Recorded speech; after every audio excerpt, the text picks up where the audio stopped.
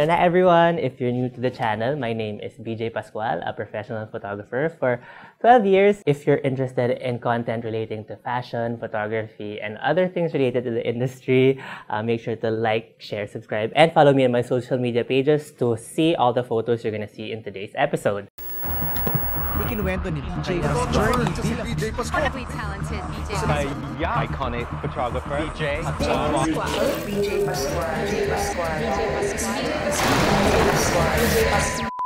Tinapot si BJ Pascual. So today we are gonna be shooting Pia Wurtzbach, and this is gonna be all her outfits for the Miss Universe Philippines coronation night that she will be hosting. And medyo bongga yung idea na 4 outfits, tas 4 different stylists. Pia had an idea. She wanted to pay tribute to all the Miss Universe winners from the Philippines. So si Gloria Diaz, si Margie Moran, Pia Wurtzbach, and Catriona Gray. Yung 4 na stylists na to, like si Adrian Concepcion, yung ginawa niyang look is gonna be inspired by Gloria Diaz, and it's gonna be white. Yung kay Perry Tabora is gonna be inspired by Margie Moran, which is gonna be yellow. The Pia Wurtzbach gown will be styled by Team Rain and M. Finally, yung Catriona Gray gown will be styled by Pam Quiñones. So sobrang exciting and sobrang bongga na 4 na styling teams yung pupunta dito today. Parang ngayon lang nangyari to. So today we have Elds Mejia as our creative director. Pinag-usapan namin yung mga mangyayari for each layout, and we wanted this to be very editorial, kind of like yung mga editorials from the early 2010s na yung mga best collections editorials na ginagawa rin namin before for mga preview or mega. Parang every page completely different look, same model pero iba-iba yung looks, different concept per page. So, ganun yung gagawin natin kay Pia today. Of course, we have with us our set designers. Dalawa yung set designers natin today. Si Aaron Santos tsaka si Justine Arcega Bumanlag. 4 din yung sets na gagawin. Of course, for the hair, we have our regular Renz Pangilinan. And also, today's vlog is a special episode of Working It with one of my favorite makeup artists and one of the best makeup artists in the industry, Mickey C. So, we're gonna get to know Mickey better. And if you wanna know more, just keep on watching.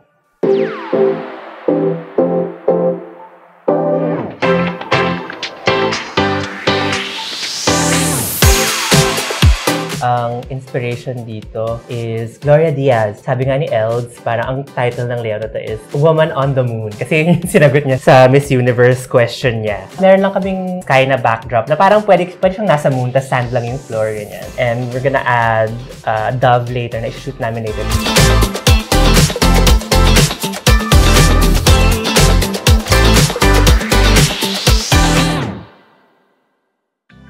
Okay, so now we have ang isa sa I'm sure nakita niyo na siya ilang beses na sa channel na to. Siya yung favorite talaga ng napakaraming pinakamagagandang artista. Sila Liza, sila Pia, like this episode, si Megan, si Ivana, si Mickey C, ayan. Yes. Hi! And siya talaga yung isa sa pinaka-established na makeup artist na nakaka-work ko pa rin palagi. And I super appreciate you. Nakakatanda naman yung... Pero thank you. Thank you for that introduction. Sobrang thankful ako na nandito siya ngayon. And sobrang thankful ako na nandiyan siya in life because ang dami niya na-produce na yung mga napanood yung vlogs. Si Mickey talaga yung nagpo-produce. Siya yung nag-organize. Ideas niya minsan, di ba, na parang, mag-shoot tayo ng ganyan. And then, alam mo, nabubuo yan pag binimakeupan ko yung mga artista. Kasi minsan nabuboard rin ako na may makeupan ko lang sila na wala kami pinag-uusapan. So, bago ko dumating doon, iniisip ko kung ano yung sasabihin ko sa kanila, kung ano yung medyo anong plano ko na parang, Rika, mag-shoot tayo, ganito gawin natin, ganyan-ganyan. Tapos, sila naman, syempre, nagtitiwala sila sa akin. Sabi nila, sige, kailan ba yan? Gagawa tayo ng shoot. Feeling ko yung talent ko is bumuo ng team na ito, mangyayari to, ito yung concept, ito yung pasabog na mangyayari, then yun. Even yung shoot na today, idea rin niya yung may 4 na stylist, ganyan. So, and siya talaga yung nag-bring together ng everyone. Okay, so Mickey, share na lang natin how you started as a makeup artist. High school pa lang, as in cheering squad, yan, mini-makeup ako, mga prom, nung nag-prom kami, gano'n ako. Pero hindi ko in-expect na yun yung magiging trabaho ko talaga. Nung lumalaki ako, parang pinaglalaroan ko lang yung makeup ng mami ko. Ganun lang yun. Parang hindi ko siya sineseryoso. Pero after college, nag-work na ako sa isang publication. Doon ko na naisip na ito talaga yung gusto kong gawin. Parang I really enjoyed doing makeup. And feeling ko, ito na yung career path na gusto kong ituloy. So yun, doon nagsimula yun. Yung first job mo is? Yes, oo. Nag-work ako sa isang publication, under marketing department.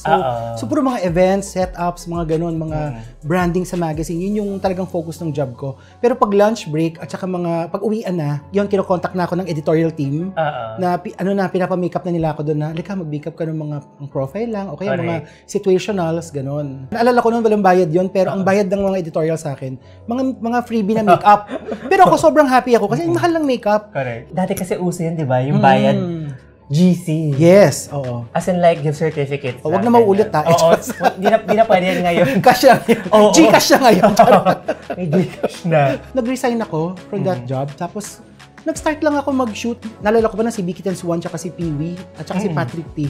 Binigyan nila ako ng isang fashion and beauty ed sa Palawan. Make or break yung shoot na yon. Tapos yun, doon na, nagsunod-sunod na kinuha na ako ng Shui Mura for their makeup team. Doon na nag-start. So yun. So yun yung first mo na parang kumbaga break sa industry. Dati kasi yun yung uso, yung mga editorial puro magazines, 'di ba? So nag-shoot kami sa mga top magazines tsaka mga newspapers like mga Y-Style, News Super, Manila Bulletin, mga ganun. Correct. Kasi dun makikita yung name mo 'di ba? Kaya ginagawa namin siya for... Yun ang Instagram natin before. Oo, before. Kasi parang makita lang yung pangalan mo sa credits. Oo, gagawin mo siya kahit oo. sobrang liit lang ng bayad. Ganyan. At minsan wala pang bayad yun. Pero kailangan mo talaga ng exposure. So, that's the best venue. Correct. And actually, dun tayo una nag-meet, Yes. di ba? Oo. Sa kay Bea Ledesma, sa Y-Star. So, binook ako ni Bea Ledesma for out-of-town shoot. So, tinanong ko siya. Sabi ko, Bea, sino photographer natin? So, sabi niya, ayun na nasa likod. Paglingon kong ganun, si BJ, nakita ko, nakasando na hanggang dito. Na sobrang bata. I don't know kung ilang taong ka na nun. I think 21 na ako. Mga ganun na siya. Sabi, talaga ba? 20. Parang bagets naman to. Parang, wala, kasi diba? Tapos mukha pa talaga, literally mukha akong Parang, totoo ba to? Pawisin, ganyan. Pero yun, nangyari naman. Doon nagsimula yun. Then, sunod-sunod na.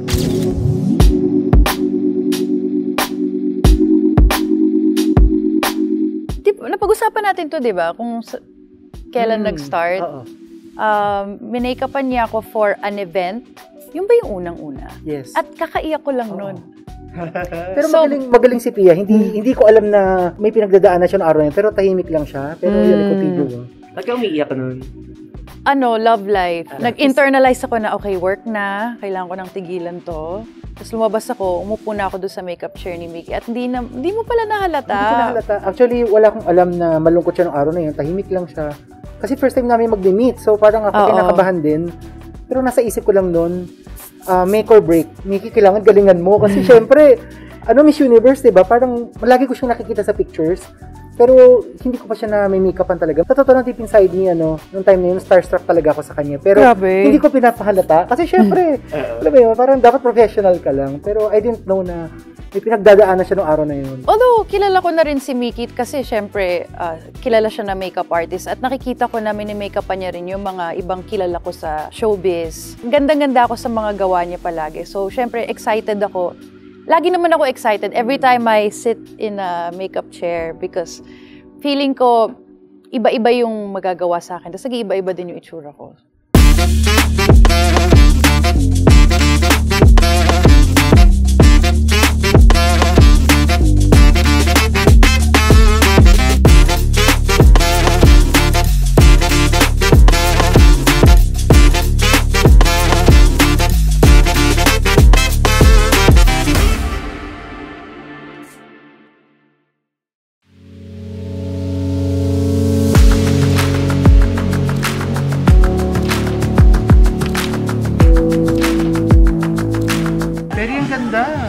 Thank you so much, So for the next look, it's inspired by Margie Moran. I think si Elds wanted flowers talaga dito. Basta may malaking flower. And then parang doon na lang nabuo yung concept na para siyang nasa floating na garden. Slightly surreal ng konti.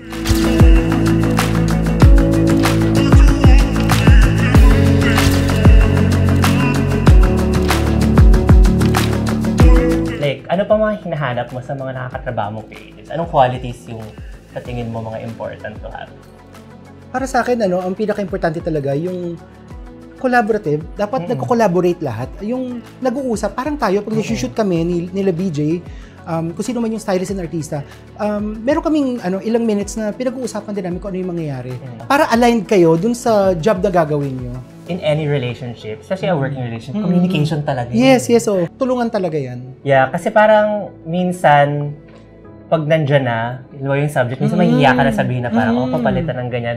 Pero as much as possible, Natuto na ako sa ganyan. Oo, kasi mas lalong tumatagal yung show pag hindi kayo happy sa lahat. So might as well, kahit medyo minsan mahirap palitan, diba? Minsan ang term doon, parang minsan bad cop na nga ako na. Sabihin ko, ba't parang may problema dito sa bangs na to? Or ba't may problema doon sa makeup ko? Bisan ako na nagja-judge sa sarili ko para mapakinggan ko rin sila kung ano yung feedback nila. Kasi hindi pwedeng pagtapos na yung shoot, pag lumabas na yung picture, tsaka ka magsisisi na paglabas nito, ba yan, ba't di ko pa sinabi nung araw na yon? So sayang lang yung effort nyo. No?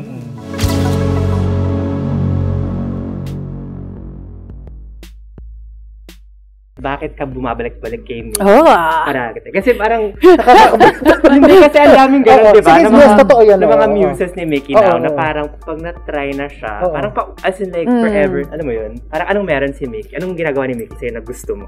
Sa akin, bukod sa nagagandahan ako sa sarili ko, pag ginaayusan niya ako, to a point na, alam mo yung pag-uwi mo, hindi ko binubura agad. Pinag-aaralan ko muna kung paano niya ginawa yun. Like, tititigan ko sa salamin, tapos tinatry kong i-figure out, paano ko ba ma-achieve yung ganyang eyeliner, yung ganyang mata, pag ako lang ang gagawa. So, tapos, sinusulit ko rin na after natin mag-event or may endorsement shoot tayo, pag uwi ko, nagko-content shoot pa ako kasi sayang yung makeup.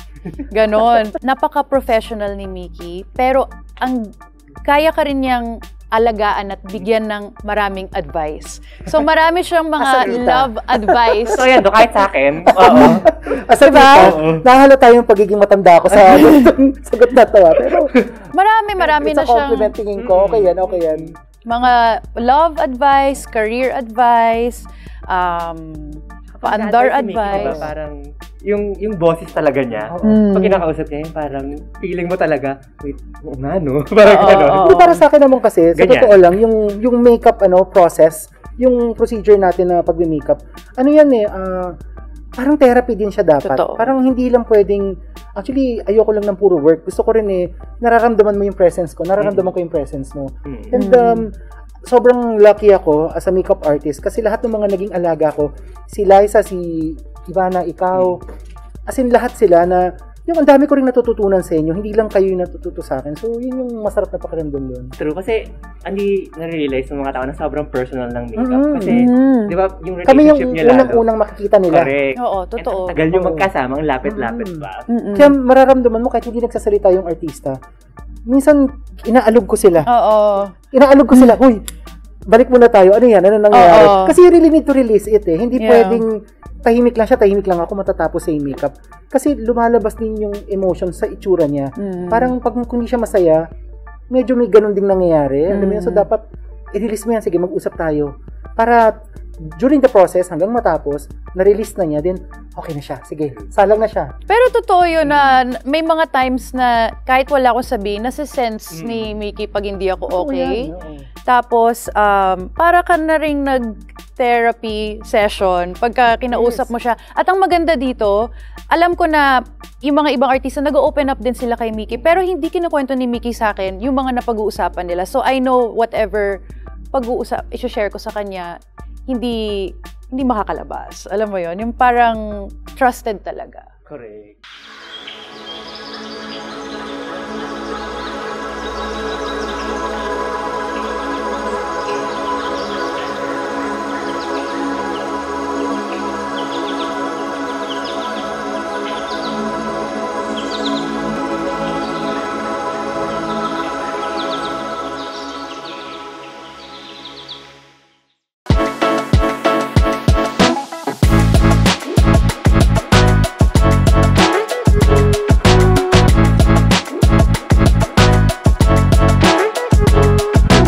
So, yung next look is styled by Team Rain XM. It's inspired by Pia Wurtzbach. And sabi nila ang inspiration daw nila dito is the crown. So, we basically just built yung look niya based on this blue look.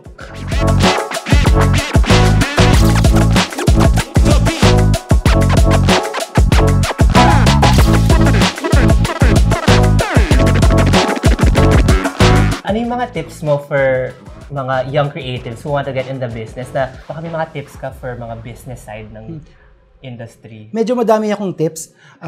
Pero isa sa mga pinaka-tips ko talaga is yung dapat ini-enjoy mo yung job mo talaga. Yung talaga sakit ko talaga yun, ayokong nalilate. As in, pinaka-importante sa akin yan, it's better na like an hour early ako set up. Kasi marami akong gamit, so dapat bago dumating pa yung artista, dapat ready na ako para pagdating niya, hindi ako mukhang pagod at hindi ako nai-stress, parang ganun. Kailangan alagaan mo rin yung image mo. Kasi kahit mga supplier tayo, like makeup artist, photographer, importante pa rin na yung image mo, kagalang-galang. Hindi naman pwedeng masira yung image mo dahil sa mga bagay na hindi naman connected sa job mo. So, konting ingat din, parang ganun. Gusto ko talaga pag may mga ka-work ako, lahat parang one big happy family kami. Kasi yun yung natatapos kayo kagad ng trabaho, ng masaya kayo. And pag umuwi kayo, yung feeling mo is na-accomplish mo yung work on that day. And yun yung pinakamasarap na feeling kahit pagod kayo. Yung alam mong nabigay mo yung best mo and maganda talaga yung lumakas. At saka pag collaborative lahat, kunwari yung photog, yung stylist, yung artista, parang nagbibigayan kayo, hindi kayo nag-aaway. Minsan pwede kayo mag-away, pero trabaho lang yun. Pag nagtutulungan kayo para mabuo yung project, yun yung pinakamaganda doon. Cute. Ang cute kasi ng pagkasabi niya eh.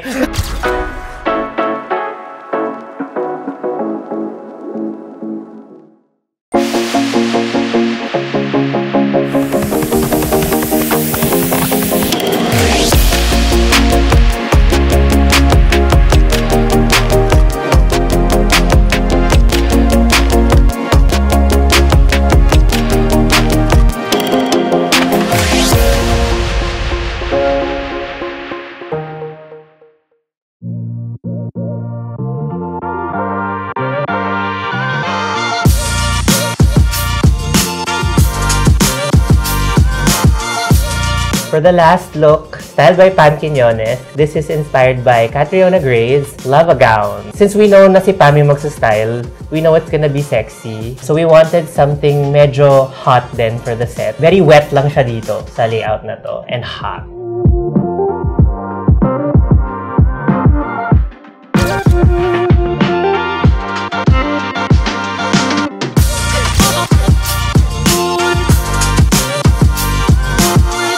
So, Mickey, ano yung ma-advise mo naman sa mga gusto maging makeup artist?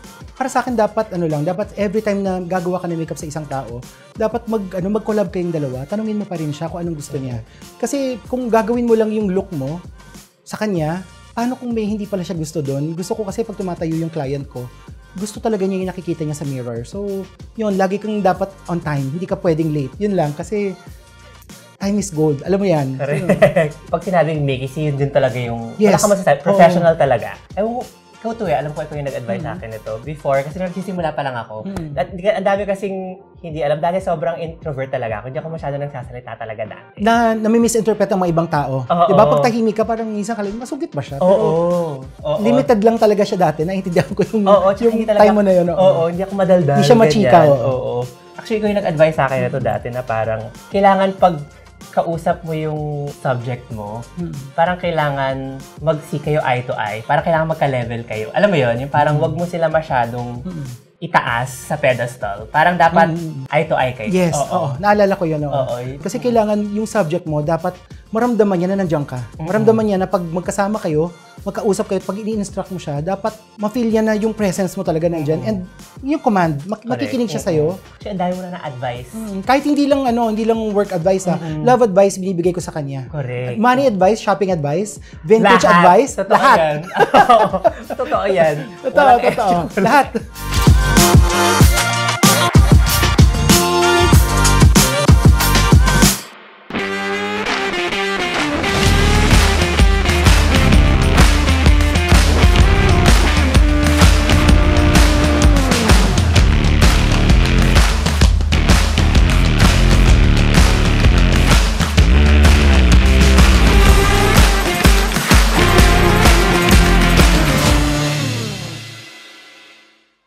thank you so much. Thank you Mickey, din. for- Thank you. For gracing this episode and for agreeing. Kasi, Oo. Camera shy kasi talaga ako, pero pag si BJ nagsabi, hindi ako pumikit, yes. Nag-yes ako. So, bakit naman hindi? Alam mo? true, kasi parang gusto ko rin gawin talaga tong episode na to as parang, a thank you sa lahat ng tulong na binigay mo sa akin throughout the years. Thank you din. Ang dami mo rin natulong sa akin, alam mo yan. So, Meron ba? Oo naman. But ayun, kasi parang ang dami talaga. So, thank you for gracing Thank you din. this episode. I hope you guys enjoyed this episode. Ang dami natin na namang words of wisdom. Nga nakakatanda, ano? Pero words of actually, wisdom. every show talaga may Nga words of eh. wisdom. Saan ko ba nakuha yun? Hindi ko rin alam. If you guys like more of this content or kung may mga request kayo ibang creatives na gusto nyo mapanood, don't forget to like, share, subscribe, and hit the notification bell to get updated on my next video. So see you guys next time. You take care, ha?